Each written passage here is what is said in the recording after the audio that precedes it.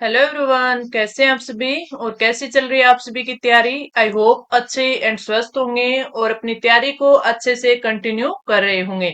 आप सभी का स्वागत है आपके अपने यूट्यूब चैनल लर्न विद प्रीत चौधरी में।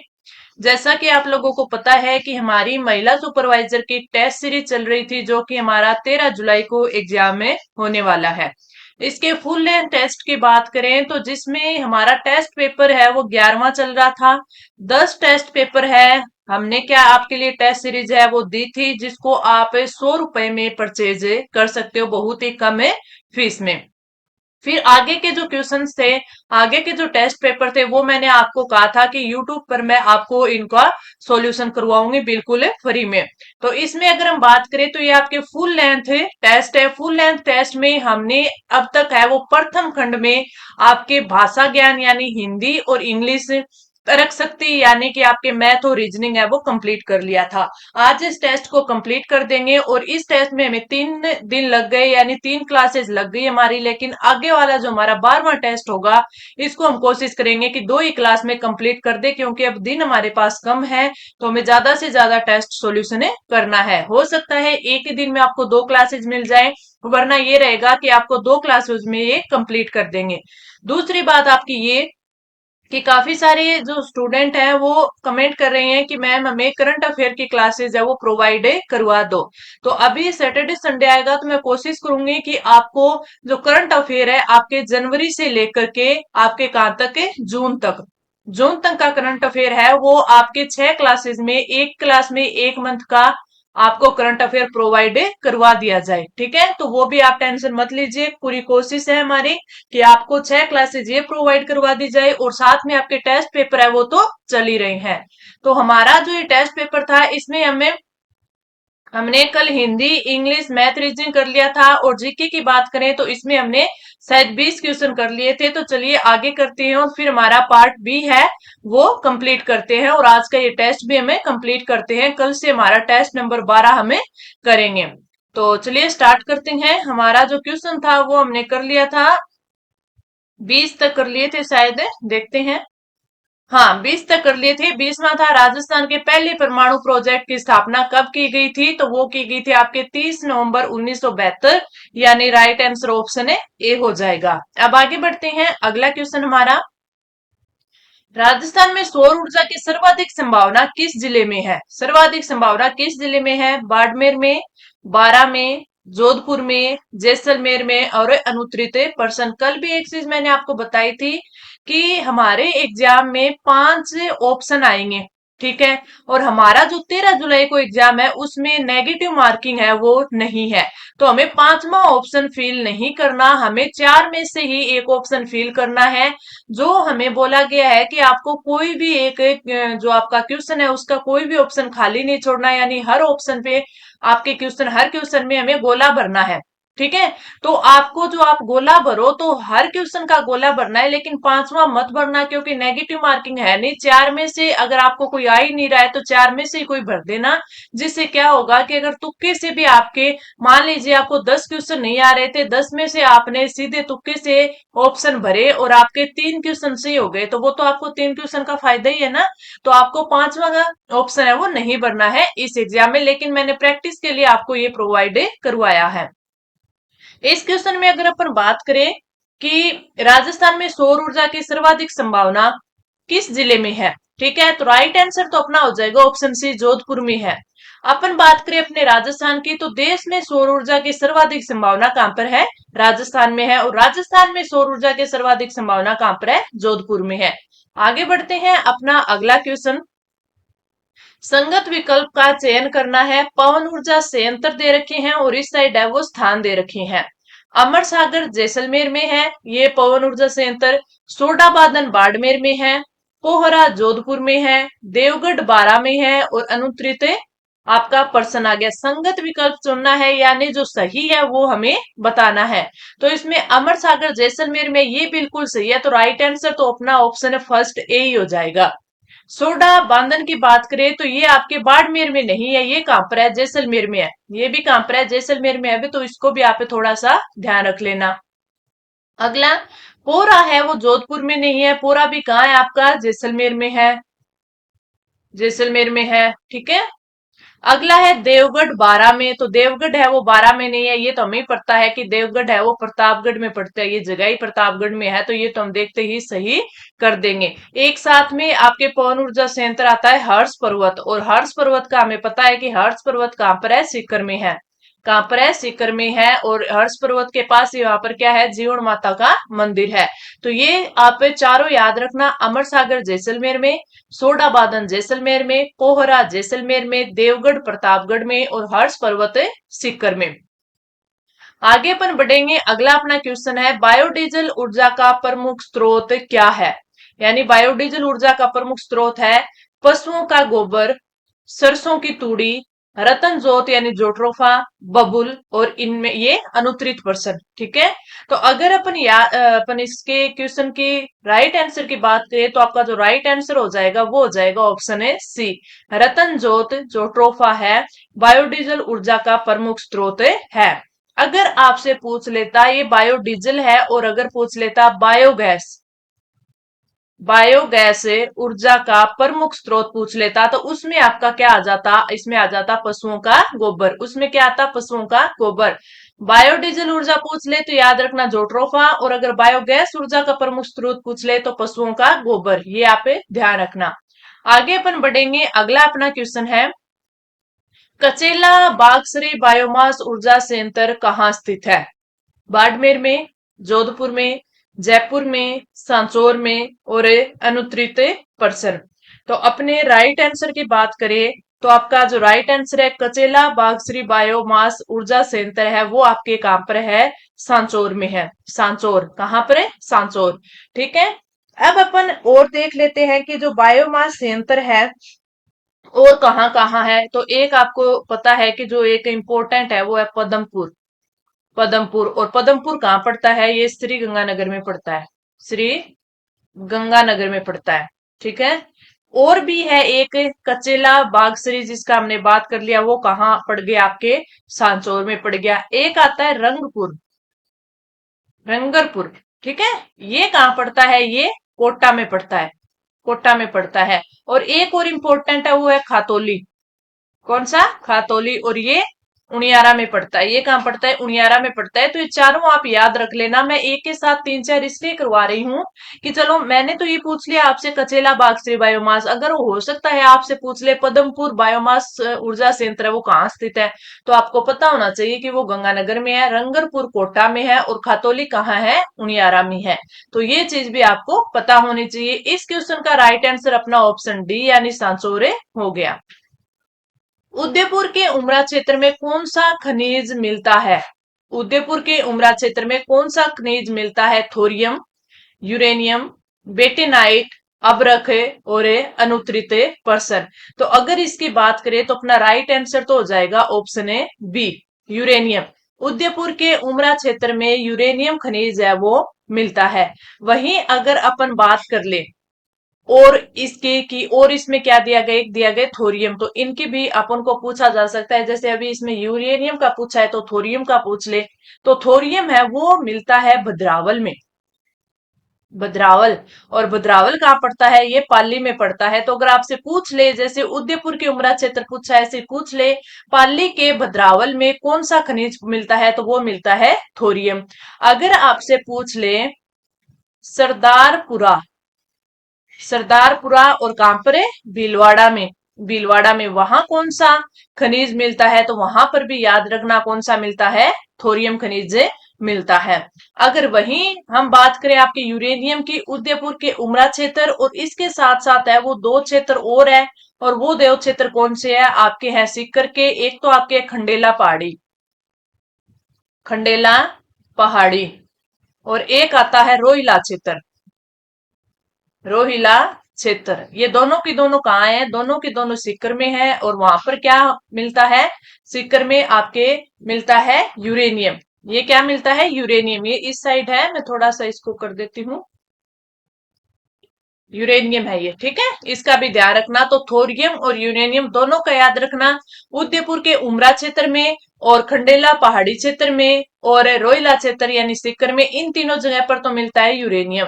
थोरियम की बात करें तो भद्रावल पाली में और सरदारपुरा भीलवाड़ा में भी थोरियम में मिलता है। तो राइट आंसर ऑप्शन है बी हो जाएगा। आगे अपन बढ़ते हैं अगला क्वेश्चन। डांडे वाला गमाने वाला क्षेत्र किस ऊर्जा खनिज के लिए जाने जाते हैं? किस ऊर्जा खनिज के लिए जाने जाते हैं? अपना ऑप्शन है प्राकृतिक गैस, पेट्रोलियम उत्पादन, कोयला और इनमें से कोई नहीं, या फिर है अनुत्तरित पर्सन। तो अगर अपन राइट आंसर की बात करें तो राइट आंसर तो हो जाएगा ऑप्शन है प्राकृतिक गैस। प्राकृतिक गैस का अगर सर्वाधिक उत्पादन की बात करें ना तो वो जैसलमेर में सर्वाधिक उत्पादन है, वो जैसलमेर में होता है। और जैसलमेर की अगर हम बात करें तो कौन कौन सा, एक तो हमें जो आपके क्वेश्चन में दिया है डांडे वाला हो गया, ठीक है, एक गमाने वाला, ठीक है, और कौन सा होता है यहाँ पर ही रामगढ़ आता है, रामगढ़ जैसलमेर में, ठीक है, तन्नोट, जहां पर तन्नोट माता का मंदिर है, ठीक है, मनिहारी, मनिहारी, टिब्बा, टिब्बा और घोटारू, ये सारे क्षेत्र कहाँ है? ये जैसलमेर में है, जो कि आपके प्राकृतिक गैस का सर्वाधिक उत्पादन यहाँ जैसलमेर में होता है। तो इस क्वेश्चन का राइट आंसर आपके ऑप्शन है ए हो गया। राइट आंसर क्या हो गया? ऑप्शन है ए हो गया। तो ये आज जो क्वेश्चन थे आपके किसके थे? आपके राजस्थान ज्योग्राफी के थे। अब इसमें एक हो गया कि आपके राजस्थान ज्योग्राफी के आज वाले में सारे क्वेश्चन राजस्थान ज्योग्राफी के आ गए, लेकिन आपके एग्जाम में क्या होगा कि इसमें आपके राजस्थान ज्योग्राफी भी होगी, हिस्ट्री भी होगी, आर्ट एंड कल्चर भी होगा। मैंने जो आपको टाइप के लिए दिया था तो वो सारे टेस्ट के लिए दिए थे, तो उन्होंने क्या किया कि एक ही टेस्ट में है वो इसको डाल दिया, ठीक है। लेकिन हमें तो इनकी प्रैक्टिस करनी थी, तो कोई बात नहीं है कि एक टेस्ट में आ गया, कोई बात नहीं, अगले टेस्ट में मिक्स आ जाएंगे, तो इस पर आपको ध्यान नहीं देना है। अगला अपना आता है करंट अफेयर के क्वेश्चन, क्योंकि करंट अफेयर भी आएगा आपका। करंट अफेयर की बात करें तो आपके राजस्थान का, इंडिया का और वर्ल्ड का, तीनों का आपके करंट अफेयर आएगा। और तभी मैंने बोला कि आपको जनवरी से लेकर के जून तक के यानी 6 क्लासेस आपको मैं प्रोवाइड करवाऊंगी करंट अफेयर की, तो उनको भी जरूर से 6 की 6 क्लास को अच्छे से देख लेना। एक बार उनकी पीडीएफ है वो आप पढ़ लेना, जिससे आपका रिवीजन अच्छे से हो जाएगा। और इस टेस्ट की जो पीडीएफ है वो भी हमारे टेलीग्राम चैनल पर आपको प्रोवाइड करवा दी जाएगी। एक चीज ध्यान रखना, टेलीग्राम चैनल पर कोई भी आपको पीडीएफ है वो कंटेंट की प्रोवाइड करवाई जाती है, या फिर आपको कोई भी नई अपडेट दी जाती है तो उसका थोड़ा सा ध्यान रख लेना, ठीक है। और आपको जो पीडीएफ प्रोवाइड करवाई जाती है उसका रिवीजन है वो जरूर से कर लेना। और वहां पर आपके लिए जो मिनी टेस्ट यानी जो क्विज है वो आपको प्रोवाइड करवाई जा रही है, तो उन क्विज को लगाकर जरूर देखा करो।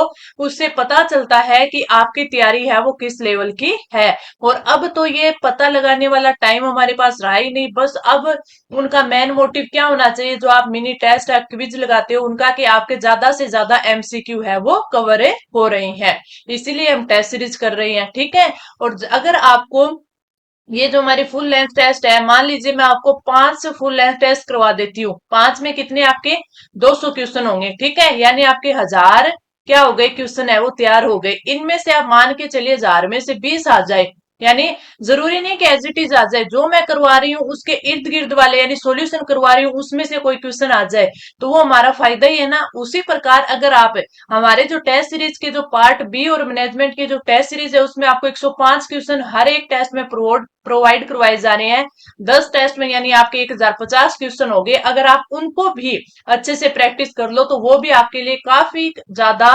हेल्पफुल रहेंगे। तो चलिए अब अपन आगे बढ़ते हैं, और अगला अपना जो क्वेश्चन है वो है आपके करंट अफेयर का। और करंट अफेयर में अपन बात करें तो इसमें अपन से पूछा गया है कि निम्न में से किस राज्य की प्रसिद्ध सिल्वर तारकसी को जीआई टैग दिया गया है? केरल, गुजरात, महाराष्ट्र, ओडिशा और अनुत्तरित पर्सन। इसमें अगर हम बात करें तो अपना जो राइट आंसर होगा वो होगा ऑप्शन है डी। जो प्रसिद्ध सिल्वर तारकसी को जीआई टैग मिला है वो कहाँ की है? उड़ीसा की है। आगे अपन बढ़ते हैं, अगला क्वेश्चन है, हाल ही में चर्चा में रहा कोविंद समिति निम्न में से किससे संबंधित है? न्यायाधीशों की नियुक्ति से, एक साथ चुनाव से, इलेक्टोरल बॉन्ड से, समान नागरिक संहिता से और अनुत्तरित पर्सन। तो आपका जो राइट आंसर होगा वो होगा ऑप्शन है बी, एक साथ चुनाव से संबंधित है कोविंद समिति। इंपॉर्टेंट है, ध्यान रख लेना, ठीक है। आगे अपन बढ़ते हैं। अगला क्वेश्चन है, मूडीज ने वित्त वर्ष 2025 में भारत के लिए कितने प्रतिशत जीडीपी वृद्धि का अनुमान लगाया है? उन्होंने क्या किया है? अनुमान लगाया है 5.6% का, 6.6% का, 6.9% का और 7.1% का। तो अगर हम बात करें मूडीज के अनुमान का, तो वो उन्होंने लगाया 6.6%। तो राइट आंसर ऑप्शन है बी हो जाएगा। आगे बढ़ते हैं। अगला question, supreme court bar association SCBA के नए अध्यक्ष कौन बने हैं? हो सकता है फुल फॉर्म भी आपको किसी भी एग्जाम में पूछ ले, इसका जरूरी नहीं है, तो ये भी आप याद रखना, सुप्रीम कोर्ट बार एसोसिएशन। इसमें अगर अध्यक्ष की बात करें तो प्रदीप राय, कपिल सिब्बल, अमित सहगल, नवीन अग्रवाल और अनुत्रित पर्सन। तो आपका जो राइट आंसर होगा वो हो जाएगा ऑप्शन बी, कपिल सिब्बल।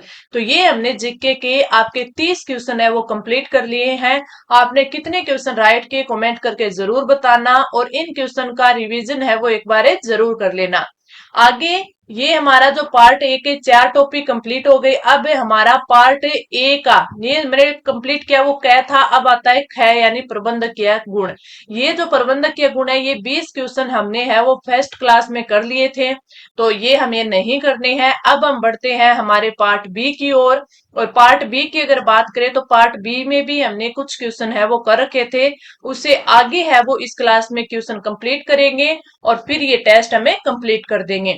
यहाँ हमारा आपका द्वितीय खंड था, जिसमें पोषण व स्वास्थ्य का ज्ञान तथा योजनाएं आपके 65 क्वेश्चन और शिशु की प्रारंभिक देखभाल व शिक्षा के 20 क्वेश्चन। ठीक है, तो ये हमारे शिशु की प्रारंभिक देखभाल एवं शिक्षा के 20 क्वेश्चन पूरे पड़े हैं। इनमें से देखते हैं आपके कितने क्वेश्चन हमने कर लिए थे, बाकी के है वो आज अब कर लेते हैं और हमारा टेस्ट है वो कंप्लीट करते हैं। तो यहां तक हम देखें तो हमारे जो क्वेश्चन है वो 30 तक हो चुके थे। कितने तक हो चुके थे? 30 तक हो चुके थे। अब हम स्टार्ट करेंगे 31 से। 31 से स्टार्ट करते हैं। 31 में जो हमें क्वेश्चन पूछा गया है वो पूछा गया है, सभी प्रोटीन हार्मोन है सिवाय रिलैक्स, प्रोलेक्टिन, एट्रियल, नेट्रियूरेटिक पेप्टाइड और प्रोजेस्टेरिन। यानी इसमें से सभी प्रोटीन है वो हार्मोन है, एक के सिवाय, और वो कौन सा है?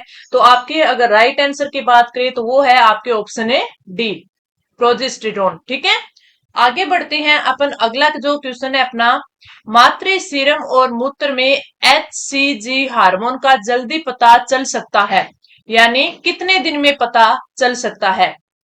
60 से 70 दिन में, 8 से 9 दिन बाद निषेचन के, 20 से 30 दिनों के बाद निषेचन के और 10 से 20 दिन। 10 से 20 दिन।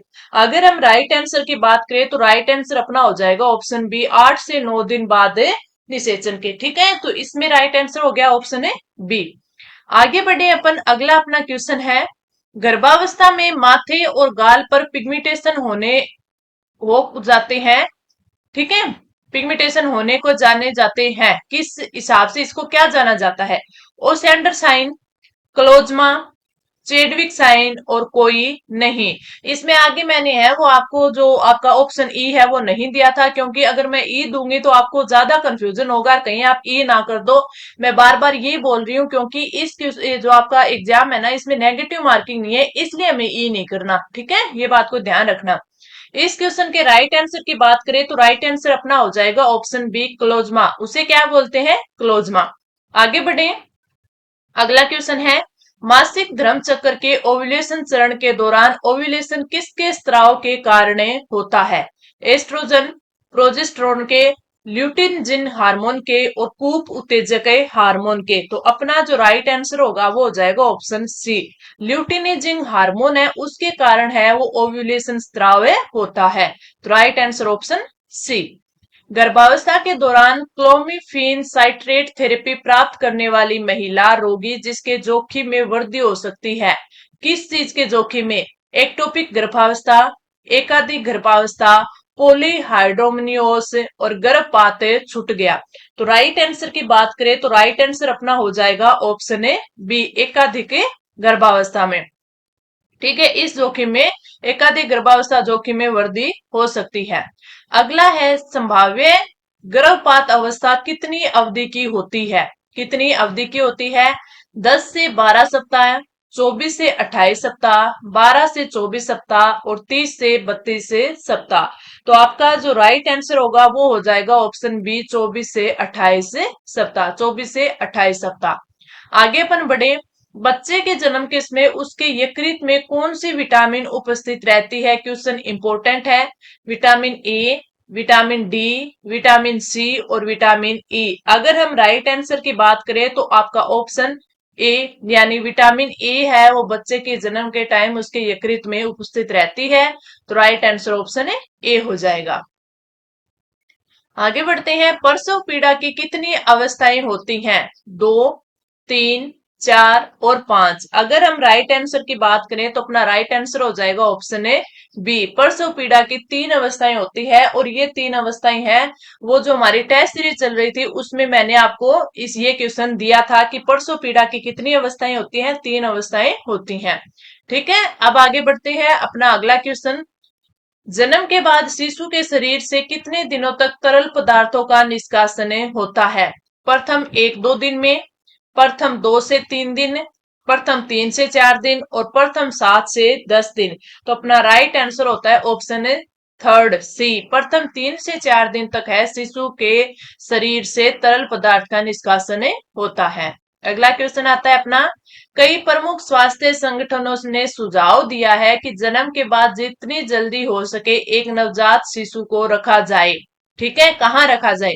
माँ की छाती पर, लैब में, माँ से दूर और अन्य तरह स्थान पर। तो अपना जो राइट आंसर है वो इस क्वेश्चन को देखते ही हो गया कि राइट आंसर ऑप्शन ए हो जाएगा। बच्चे को कहाँ रखा जाना चाहिए? माँ की छाती पर, यानी जैसे ही क्या होता है कि प्रसव होता है, डिलीवरी होती है, तो नवजात शिशु होता है उसको माँ की छाती पर रखा जाना चाहिए। तो राइट आंसर ऑप्शन है ए हो जाएगा। ठीक है, अगला।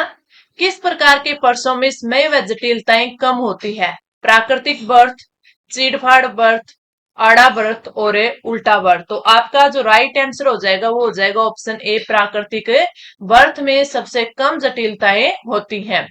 लड़कियों में मासिक चक्र का प्रथम बार आरंभ होना कहलाता है रजनोवर्ती, मेनार्की, अंडोत्सर्ग और नाभिर रज्जु। तो आपका जो राइट आंसर हो जाएगा वो क्या हो जाएगा? Option A B, first time आरंभ होता है उसे क्या कहते हैं? उसे कहते हैं मेनार्की। तो राइट आंसर ऑप्शन बी। अगला क्वेश्चन है। भ्रूणीय विकास के किस अंतराल में हाथ, पैर, श्वसन तंत्र, तंत्रिका तंत्र एवं पाचन तंत्र का निर्माण हो जाता है? 7 से 9वें सप्ताह के मध्य, 11वें से 15वें सप्ताह के मध्य, 14वें से 17वें सप्ताह के मध्य और 5वें से 6वें सप्ताह के मध्य। तो आपका जो राइट आंसर होगा वो हो जाएगा ऑप्शन है ए, 7वें से 9वें सप्ताह के मध्य भ्रूणीय विकास में हाथ हो गए, पैर, श्वसन तंत्र, तंत्रिका तंत्र, पाचन तंत्र, इनका निर्माण हो जाता है। तो राइट आंसर ऑप्शन है ए हो जाएगा। अगला अपना क्वेश्चन है। अगले क्वेश्चन की अगर हम बात करें, किस माह तक शिशु के सभी अंग अच्छी तरह से कार्य करने लगते हैं? 8वें माह में, 9वें माह में, 7वें माह में और 10वें माह में। तो आपका जो राइट आंसर हो जाएगा वो हो जाएगा ऑप्शन है सी, 7वें माह में शिशु के सभी अंग अच्छी तरह से कार्य करने लग जाते हैं। तो ऑप्शन आपका थर्ड है वो बिल्कुल सही होगा। आगे बढ़ते हैं। चीरफाड़ से प्रसव यानी जो सिजेरियन सेक्शन से संबंधित कथन है वो सही है। यानी सिजेरियन सेक्शन क्यों करना पड़ता है? शिशु का आकार बड़ा होता है इसलिए, शिशु का सामान्य प्रसव के दौरान जिंदगी को खतरा होता है, माँ का योनि मार्ग संकरा होना और शिशु का उल्टा या आड़ा होना। तो इसमें क्या पता चारों ही हो या फिर इसमें से 2-3 हो। तो आपका जो राइट आंसर है वो क्या होना चाहिए? आपका राइट आंसर हो जाएगा चारों के चारों सही है। अगर शिशु का आकार बड़ा है, शिशु का अगर सामान्य यानी प्राकृतिक बर्थ करवाया जाए, नॉर्मल डिलीवरी करवाई जाए, तो हो सकता है कि उसकी जिंदगी को खतरा हो। और अगर माँ की योनि का मार्ग संकरा है या फिर शिशु उल्टा या आड़ा है, तो ये चारों के चारों कारण है वो हो सकते हैं सिजेरियन के। तो राइट आंसर क्या हो जाएगा? ऑप्शन है डी हो जाएगा। आगे बढ़ते हैं। अगला क्वेश्चन। निम्नलिखित में से कौन सा टीका अनिवार्य टीकों की सूची में नहीं आता जिन्हें बचपन के दौरान लगाया जाना चाहिए? यानी कुछ टीके तो होते हैं कि वो तो कंपलसरी होते हैं कि वो तो लगे ही लगेंगे। इसमें से हमें पूछा है कि कौन सा ऐसा है जो अगर अनिवार्य नहीं है यानी बचपन में ही लगाना। तो आपका जो राइट आंसर कौन सा होना चाहिए? पोलियो का टीका, डिप्थीरिया, एमएमआर और रेबीज। तो ये जो ऊपर वाले तीनों है ना, ये तो कंपलसरी है। पोलियो का भी लगेगा, डिप्थीरिया का भी लगेगा और एमएमआर है ये भी लगेगा। लेकिन रेबीज है ये आपका क्या नहीं है, आपका जरूरी नहीं है कि बचपन में ही लगे। तो आपका जो राइट आंसर हो जाएगा ऑप्शन है डी हो जाएगा। आगे बढ़े। हैजा और टाइफाइड का पहला टीका जनता के लिए कब उपलब्ध करवाया गया? 1790 के दशक में, 1890 के दशक में, 1920 या 1970 के दशक में? तो आपका जो राइट आंसर हो जाएगा वो हो जाएगा ऑप्शन बी, 1890 के दशक में। और ये क्वेश्चन मैंने 2-3 बार है वो इसका रिवीजन है करवा दिया है। मैं जो आपको टेलीग्राम पे क्विज डालती रहती हूँ ना, उसमें भी करवाया है, टेस्ट में भी दिया है, और वैसे भी शायद मैंने जो आपको पोषण और स्वास्थ्य की पीछे 3-4 क्लास और प्रोवाइड करवाई थी एमसीक्यूज की, उसमें भी ये क्वेश्चन करवाया है। अगला आता है, मिजल्स का टीका बालक को कब लगता है? 5 माह में, 1 माह में, 4 माह में और 9 माह में? तो आपका जो राइट आंसर होगा वो हो जाएगा ऑप्शन डी, 9 माह में मिजल्स का टीका लगता है। एक चीज याद रखना, जो आपका टीकाकरण है, वैक्सीनेशन, टीकाकरण, जो पार्ट बी का आपका शायद 5वां या छठा टॉपिक होगा, 8 नंबर का है, वेरी इंपॉर्टेंट है। इसकी मैंने 2 क्लासेज आपको प्रोवाइड करवाई हैं, दोनों की दोनों काफी इंपॉर्टेंट है। इन दोनों क्लासों को आपको अच्छे से लेना है, लेने के साथ साथ इनको याद करना है। इसमें सारे के सारे टीके मैंने बताए हैं, कौन सा टीका है वो किस बीमारी के लिए, किस डिजीज के लिए आपके लिए बच्चों को लगाया जाता है, कौन सा गर्भवती महिला को लगाया जाता है, किस टाइम पीरियड में लगाया जाता है, या फिर उनकी 2 या 3 खुराक होती है, उनकी बूस्टर अगर खुराक होती है तो उनको कब कब है वो दिया जाता है। अगर आप इन क्लासों को अभी तक नहीं लिया है तो ले लेना, लेकिन एटलीस्ट इनकी पीडीएफ है उसको जरूर याद कर लेना, ठीक है, क्योंकि काफी इंपॉर्टेंट है। और आप याद रखो कि इसमें जो 8 नंबर है, 8 नंबर है वो काफी इंपॉर्टेंट होते हैं।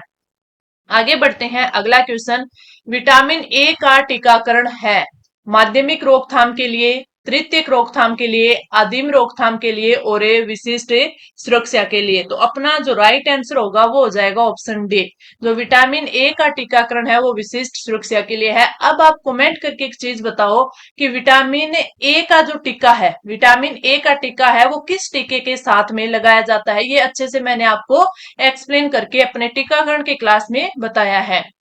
विवेक किस रोग को नियंत्रित करने में सक्षम वैक्सीन है? हैजा, पोलियो, हेपेटाइटिस और तपेदिक? अपने राइट आंसर की बात करें तो राइट आंसर ऑप्शन सी हो जाएगा, हेपेटाइटिस। क्या है? हेपेटाइटिस।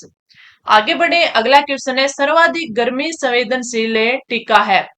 खसरे का, ओपीवी का, डिपिथीरिया का और टीटी का? तो आपका जो राइट आंसर कौन सा हो जाएगा? राइट आंसर हो जाएगा ऑप्शन बी, ओपीवी। ये पोलियो का टीका होता है। पोलियो की 2 टीके होते हैं, एक ओपीवी होता है और दूसरा क्या होता है?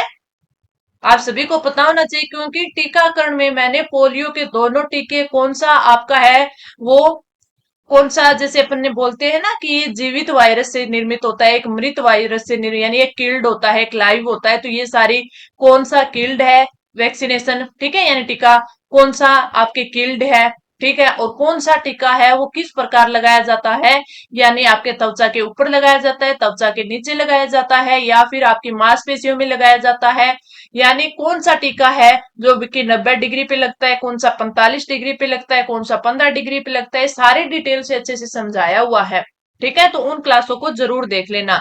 इस क्वेश्चन की बात करें तो सर्वाधिक गर्मी संवेदनशील टीका है वो ओपीवी का टीका है, यानी उसको क्या रखा जाता है, उसको आपके -डिग्री पे रखा जाता है, ठीक है। जैसे आपने देखा होगा पोलियो का जब टीका लगाया जाता है तो उसको एक ऐसा एक डब्बा सा होता है, ठीक है, उस डब्बे में रखा जाता है, उस डब्बे पर ऐसा एक छोटा सा बॉक्स बना होता है, ठीक है। अगर वो बॉक्स है वो ब्लैक हो रखा होता है तो यानी वो जो दवाई है, वो टीका है, वो क्या है, खराब हो चुका है, ऐसे का यूज है वो नहीं किया जाता, ठीक है। ये मैंने सारी चीजें अच्छे से आपको बताई थी। अगला है, जब बच्चों की वृद्धि तीव्रता से बाधित हो, उसके शरीर पर कम उपचर्म वसा और मांसपेशियां होती है, ऐसी स्थिति को क्या कहते हैं, यानी ये बच्चों में फिर वो कौन सी बीमारी हो जाती है? क्वासी और कोर, सूखा रोग, स्कर्वी और बेरी बेरी? राइट आंसर की बात करें तो राइट आंसर अपना हो जाएगा ऑप्शन बी, ये सूखा रोग होता है। प्रोटीन की कमी से एक तो क्वासी और को रोग होता है, एक मेरासम्स रोग होता है। ये दो रोग है वो बच्चों में होते हैं, किसकी कमी से? प्रोटीन की कमी से। तो ये क्वेश्चन भी इंपॉर्टेंट है, ध्यान रखना। रोटा वायरस वैक्सीन बच्चों की सुरक्षा करती है चेचक से, दस्त से, खसरा से और निमोनिया से। राइट आंसर ऑप्शन बी हो जाएगा। और ये क्वेश्चन अगर आपको याद हो तो मैंने उसमें टीकाकरण में आपको कराया था, ये भी बोला था कि आप है, मैं ये क्वेश्चन आपको दे रही हूं, आप कमेंट करके बता देना कि ये किसके लिए करवाया जाता है, लगाया जाता है वैक्सीनेशन। तो ये दस्त से रोकथाम के लिए करवाया जाता है। पीसीबी का टीका बच्चों को किन किन रोगों से सुरक्षा प्रदान करता है? निमोनिया और मेनिंजाइटिस, बेरीबेरी और रिकेट्स, स्कर्वी एवं रतौंधी, इन्फ्लुएंजा एवं चिकन पॉक्स। तो राइट आंसर की बात करें अपन तो राइट आंसर अपना हो जाएगा ऑप्शन ए। पीसीबी का टीका है वो निमोनिया और मेनिंजाइटिस की रोकथाम के लिए दिया जाता है, यानी इनसे सुरक्षा प्रदान करने के लिए बच्चों को दिया जाता है। आंगनवाड़ी केंद्रों में सामान्यतः किस दिन टीकाकरण किया जाता है? प्रत्येक सोमवार तथा पोषण दिवस के दिन, प्रत्येक मंगलवार अथवा पोषण दिवस के दिन, प्रत्येक बुधवार तथा पोषण दिवस के दिन और प्रत्येक गुरुवार तथा पोषण दिवस के दिन।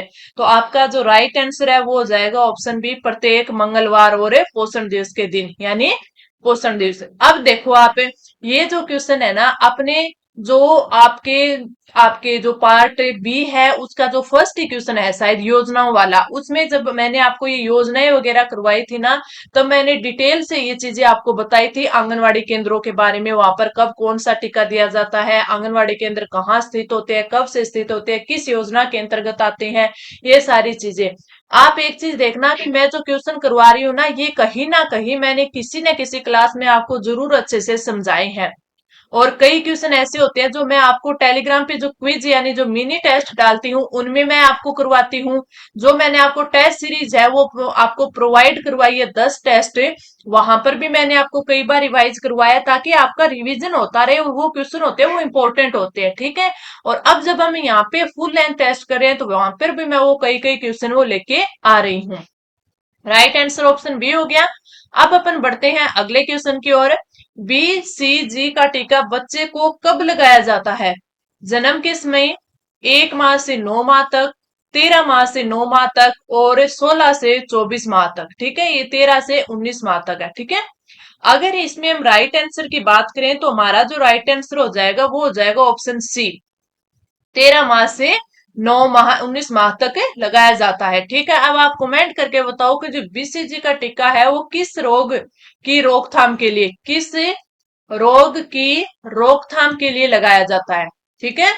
ये भी आपको पता होना चाहिए। आगे बढ़े, अगला क्वेश्चन है, बीसीजी और जो चेचक वैक्सीन है कितने टेम्परेचर पर रखी जाती है? 4 डिग्री से 8 डिग्री, -2 डिग्री से -8 डिग्री, 2 डिग्री से -8 डिग्री और नन ऑफ दीज। तो आपका जो राइट आंसर है वो कौन सा हो जाएगा? ऑप्शन सी हो जाएगा। -2 डिग्री से -8 डिग्री तक बीसीजी और चेचक वैक्सीन रखी जाती है। अच्छे से मैंने सारी वैक्सीन के बारे में आपको बता रखा है। इस क्वेश्चन का राइट आंसर आपका ऑप्शन है सी हो जाएगा।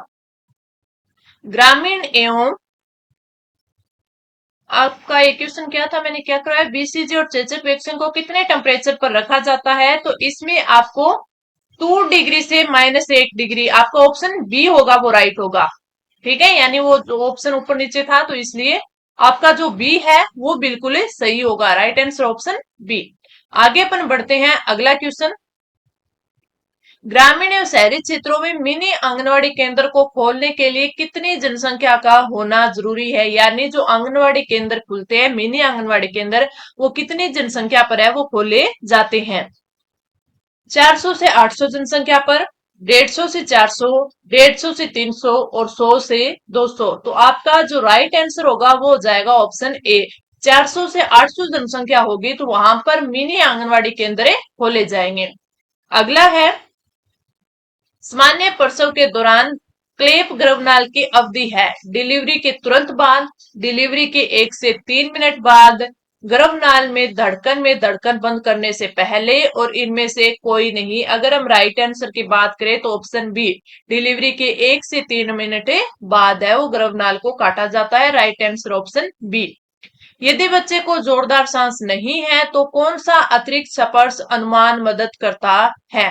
ठीक है, यानी अगर बच्चे को सांस नहीं आ रहा है तो डॉक्टर या फिर जो उसके पास है नर्स है उसे क्या करना चाहिए? पैर की रगड़ करनी चाहिए, यानी पैर को रगड़ना चाहिए, उसका मुंह मलना चाहिए, पीठ को रगड़ना चाहिए और नाक को रगड़ना चाहिए। तो आपका जो राइट आंसर आता है वो आता है ऑप्शन सी की उसकी पीठ को जोर जोर से रगड़ना चाहिए, बच्चे को उल्टा लटकाना चाहिए, यानी उल्टा लटका कर उसकी पीठ को रगड़ना चाहिए।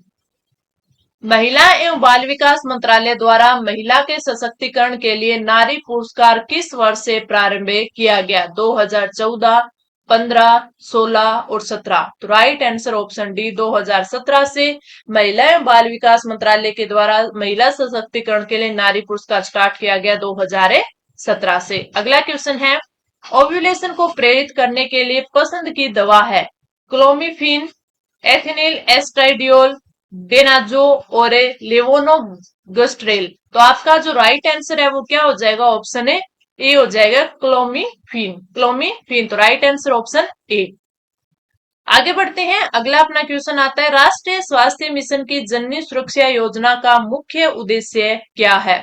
मातृ एवं जन्मजात शिशु मृत्यु दर में कमी लाना, लोगों को सुरक्षित यौन विधियों का उपयोग करने के लिए प्रोत्साहित करना, विधवा महिलाओं को पेंशन प्रदान करना और गरीब लोगों को आश्रय प्रदान करना। यहाँ पर राष्ट्रीय स्वास्थ्य मिशन की बात जननी सुरक्षा योजना के लिए हो रही है, तो आपका राइट आंसर ऑप्शन ए हो जाएगा। क्यों? क्योंकि माता और जो नवजात शिशु है उनकी मृत्यु दर में कमी लाना। Right answer option A. अगला क्वेश्चन, प्रधानमंत्री सुरक्षित मातृत्व योजना की शुरुआत किस वर्ष की गई थी? 2015 में, 17 में, 16 में और 20 में। तो आपका जो राइट आंसर हो जाएगा वो ऑप्शन सी हो जाएगा। प्रधानमंत्री सुरक्षित मातृत्व योजना 2016 में स्टार्ट की गई। अगला और अपने पार्ट बी के पार्ट कै का ये लास्ट क्वेश्चन है 65 मार्क। आईसीडीएस मंत्रालय के अंतर्गत आती है, किस मंत्रालय के अंतर्गत? स्वास्थ्य एवं परिवार कल्याण मंत्रालय, महिला एवं बाल विकास मंत्रालय, उपभोक्ता कार्य, खाद्य एवं जन वितरण और उपरोक्त सभी। अब इसमें उपरोक्त सभी आ गया ना तो इसमें थोड़ा सा डाउट होगा, वरना इसका राइट आंसर ऑप्शन है बी हो जाएगा, महिला एवं बाल विकास मंत्रालय। 65 क्वेश्चन यानी 65 मार्क्स हमने यहाँ पे कंप्लीट कर लिए। अब हम बढ़ते हैं हमारे एग्जाम के, यानी जो 13 जुलाई वाला हमारा पेपर होगा उसके लास्ट चरण पर। और लास्ट हमारा कौन सा होगा? आपका पार्ट बी का ख टॉपिक, शिशु की प्रारंभिक देखभाल व शिक्षा। कितने नंबर का? 20 नंबर का होगा, 20 मार्क्स का होगा। तो इन 20 क्वेश्चंस को कर लेते हैं जिससे हमारे 200 क्वेश्चंस है वो कंप्लीट हो जाएंगे। फर्स्ट क्वेश्चन है, फ्राइड ने मनोलैंगिक विकास की कितनी अवस्थाएं बताई हैं? 7, 5, 6 और 2। तो आपका जो राइट आंसर हो जाएगा वो हो जाएगा ऑप्शन बी। फ्राइड ने 5 अवस्थाएं मनोलैंगिक विकास की बताई हैं, तो राइट आंसर ऑप्शन है बी हो जाएगा। अगला क्वेश्चन है, निम्न में से कौन सी अवधि यौनारंभ कहलाती है? यानी यौनारंभ अवधि है वो कौन सी होती है? किस वर्ष से किस वर्ष तक की होती है? 6 से 9 वर्ष, 13 से 16 वर्ष, 17 से 19 वर्ष और 10 से 12 वर्ष। राइट आंसर की बात करें तो राइट आंसर हमारा ऑप्शन बी हो जाएगा। 13 से 16 वर्ष होती है वो यौनारंभ कहलाती है। ठीक है, यानी यौवन के आरंभ की वर्ष होती है 13 से 16 वर्ष। अगला अपना क्वेश्चन है, निम्नलिखित कथनों में से कौन सा विकास एवं अधिगम के बीच के संबंध को सही प्रकार से सूचित करता है? विकास एवं अधिगम अंतः संबंधित और अंतः निर्भर होते हैं, विकास एवं अधिगम संबंधित नहीं है, अधिगम विकास का ध्यान किए बिना घटित होता है और अधिगम की दर विकास की दर से काफी अधिक होती है। राइट आंसर की बात करें तो हमारा राइट आंसर हो जाएगा ऑप्शन ए। विकास एवं अधिगम अंतः संबंधित और अंतः निर्भर होते हैं, तो राइट आंसर ऑप्शन ए हो जाएगा। आगे बढ़े, अगला क्वेश्चन, किशोरों के शारीरिक विकास के संदर्भ में निम्नलिखित में से कौन सा कथन है वो असत्य है? मांसपेशियां ताकत में वृद्धि, शरीर के अनुपात में कोई परिवर्तन न होना, लैंगिक लक्षणों का विकास, शारीरिक क्रियाओं और योग्यताओं में वृद्धि। अगर अपन राइट आंसर की बात करें तो इसमें क्या बोला है कि किशोरों के शारीरिक विकास के संदर्भ में कौन सा कथन है वो असत्य है। ये है ऑप्शन बी कि शरीर के अनुपात में कोई परिवर्तन नहीं होता। परिवर्तन होता है, किशोरों के शारीरिक विकास में मांसपेशियों की ताकत में वृद्धि होती है, लैंगिक लक्षण होते हैं उनमें विकास होता है, जो शारीरिक क्रियाएं होती है, योग्यताएं होती है, उनमें भी वृद्धि होती है। तो राइट आंसर क्या हो जाएगा? राइट आंसर ऑप्शन बी हो जाएगा, जो कि असत्य यानी गलत दिया हुआ है। अगला क्वेश्चन, निम्न में से कौन सी ग्रंथि व्यक्तित्व विकास को प्रभावित नहीं करती? पिट्यूटरी ग्रंथि, एड्रिनल ग्रंथि, थायराइड ग्रंथि और पीनियल ग्रंथि। तो आपका जो राइट आंसर हो जाएगा वो कौन सा हो जाएगा? आपका राइट आंसर हो जाएगा ऑप्शन बी, एड्रिनल ग्रंथि है वो व्यक्तित्व विकास को प्रभावित नहीं करती। अगला क्वेश्चन, पेशी संबंधी विकास के लिए सबसे उचित क्रियाकलाप कौन सा है? चिकनी मिट्टी के नमूने बनाना, झूला झूलना, बॉल फेंकना और रेत पर चित्र लिखना। तो आपका जो राइट आंसर हो जाएगा वो हो जाएगा ऑप्शन सी, बॉल फेंकना। पेशी संबंधी विकास के लिए सबसे उचित क्रियाकलाप है, यानी कि पेशियों का विकास होने के लिए अगर बॉल फेंकते हैं तो उससे पेशियों में क्या होता है, थोड़ी हलचल से उसका विकास से रिलेटेड है। तो आपका जो राइट आंसर है वो ऑप्शन है सी हो जाएगा। आगे बढ़े, स्मृति की प्रक्रिया का सही क्रम है कुंटांकन, भंडारण, ध्यान देना और प्रत्यास्मरण। इसमें से क्रम हमें सही बताना है कि पहले फर्स्ट, सेकंड, थर्ड, फोर्थ, इनमें से कौन सा है वो पहले आएगा। तो सबसे पहले आता है ध्यान देना। सबसे पहले क्या आता है? ध्यान देना आता है। उसके बाद आपका कुंटांकन आता है, फिर भंडारण होता है और फिर उसके बाद प्रत्यास्मरण होता है। यानी पहले थर्ड आएगा, फिर फर्स्ट आएगा, फिर सेकंड आएगा और फिर फोर्थ। तो राइट आंसर ऑप्शन ए हो जाएगा। अगला क्वेश्चन, ब्रिजेश के अनुसार उत्तेजना किसका भाग है? सामाजिक विकास का, शारीरिक विकास का, संवेगात्मक विकास का और मानसिक विकास का। तो आपका जो राइट आंसर हो जाएगा वो हो जाएगा ऑप्शन सी, जो ब्रिजेज है उनके अनुसार जो उत्तेजना है वो संवेगात्मक विकास का भाग है। आगे बढ़ते हैं। अगला क्वेश्चन, निम्नलिखित में से कौन समाजीकरण के गौण वाहक हो सकते हैं? विद्यालय और आस पड़ोस, विद्यालय और निकटतम परिवार के सदस्य, परिवार और रिश्तेदार, परिवार और आस पड़ोस। तो आपका जो राइट आंसर है वो क्या होगा? राइट आंसर होगा ऑप्शन ए, विद्यालय और जो आस पड़ोस है वो समाजीकरण के गौण वाहक होते हैं। तो राइट आंसर ऑप्शन ए। अगला क्वेश्चन, विकास की किस अवस्था तक वृद्धि का अधिकतम विकास होता है? बुद्धि का, किसका? बुद्धि का अधिकतम विकास होता है। बाल्यावस्था में, शिशुअवस्था में, किशोरावस्था में और प्रौढ़ावस्था में। तो आपका जो राइट आंसर होगा वो हो जाएगा ऑप्शन सी, किशोरावस्था में है वो बुद्धि का अधिकतम विकास होता है। अगला क्वेश्चन, डगलस तथा हॉलैंड के अनुसार संघर्ष का अर्थ है कष्टदायक दशा का विरोध, विपरीत इच्छा, अनहोनी और उक्त सभी। तो आपका राइट आंसर ऑप्शन डी हो जाएगा। जो डगलस तथा हालैंड है उनके अनुसार संघर्ष का अर्थ ये तीनों चीजें हैं। तो राइट आंसर ऑप्शन डी। 11 या 12 वर्ष की आयु में बालकों की नसों में जवार उत्पन्न होने लगता है, यह कथन किशोरावस्था के लिए कौन सी कमेटी ने कहा है? मैंने कई बार आपको बोला था ना कि जैसे आपको मैंने ये आपके पार्ट बी करवाया था उसमें, और आपके पार्ट ए में जो आपका मैनेजमेंट वाला टॉपिक था उसमें मैंने बोला था कई मनोवैज्ञानिक के स्टेटमेंट मैंने लिखवाए थे। तो मैंने बोला था कि इन स्टेटमेंट को आप याद रख लेना, और कई जो परिभाषाएं लिखाई जाती हैं तो ये परिभाषाएं पूछ ली जाती है कि किस मनोवैज्ञानिक ने ये परिभाषा दी थी, या फिर इसके बारे में किसने ये कथन बोला था, यानी उनके स्टेटमेंट वो काफी बार पूछे जाते हैं। तो वो भी इंपॉर्टेंट है, उन चीजों पर गौर कर लेना।